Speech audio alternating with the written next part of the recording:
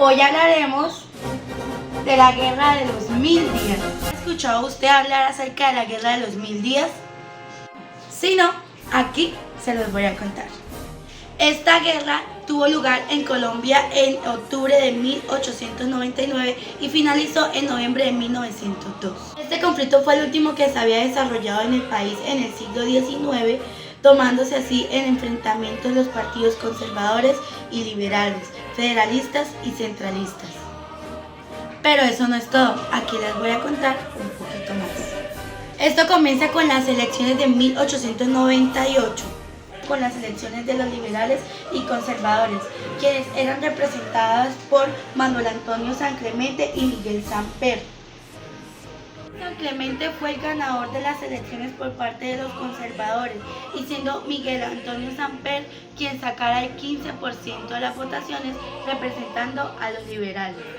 Como empieza la Guerra de los 1000 días, con los liberales sintiéndose inconformes con las votaciones que se dieron en el año 1898.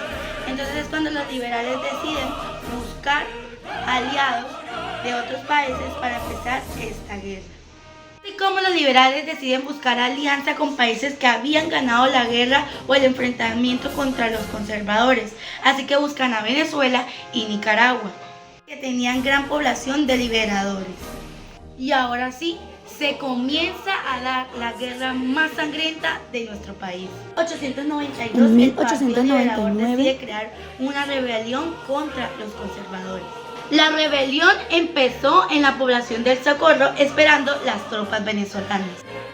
Los liberadores deciden armar un ejército super mal armado, donde la mayoría eran campesinos, no tenían experiencia en guerra y tenían muy pocas armas. Los conservadores también deciden armar su ejército contra los liberadores, y también con la gran diferencia que estos tenían mucho más armas, pero repetían los mismos que los liberadores, personas que no tenían experiencia en la guerra.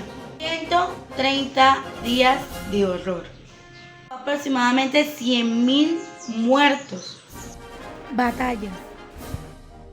El enfrentamiento estuvo en el Cauca, Llanos Orientales y las costas pacíficas.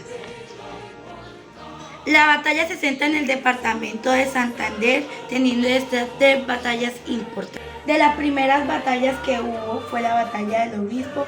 Fue una batalla naval que se presentó el 24 de octubre de 1899.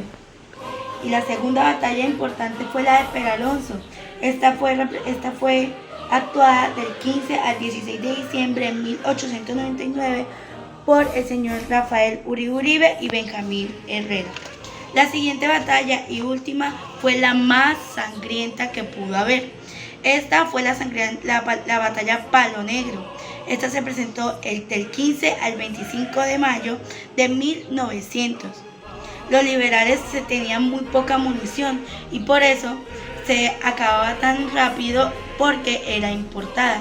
Igualmente pasó con los conservadores, y la falta de inexperiencia de estos dos bandos generó la gran muerte de muchos de sus combatientes.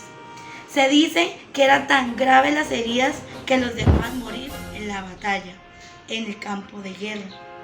Es así como aún cuenta la leyenda, y dicen algunos que cuando uno vaya, aún escucha almas en pena.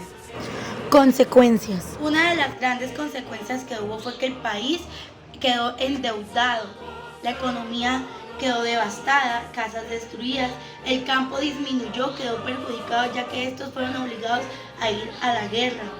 Finaliza el 21 de noviembre de 1902 con el Tratado de Merlano. El mismo año, con Estados Unidos se empieza a hacer una negociación para hacer el canal oceánico de Panamá, interoceánico. Y es así como el Congreso panameño se rehúsa a reconstruir eso, y se da la separación entre Panamá y Colombia. Así que Estados Unidos indemniza a Colombia con $5 millones. En el año 1930 los liberales ganan la hegemonía contra los conservadores de manera limpia. ¿Esta guerra sirvió para algo? Pues no, porque se supone que la guerra inicial era para mejorar ciertas condiciones del país, Y hoy en día, esta guerra a consecuencia no ha mejorado nada. Sigue la inestabilidad económica, pobreza y sobre todo la falta de educación.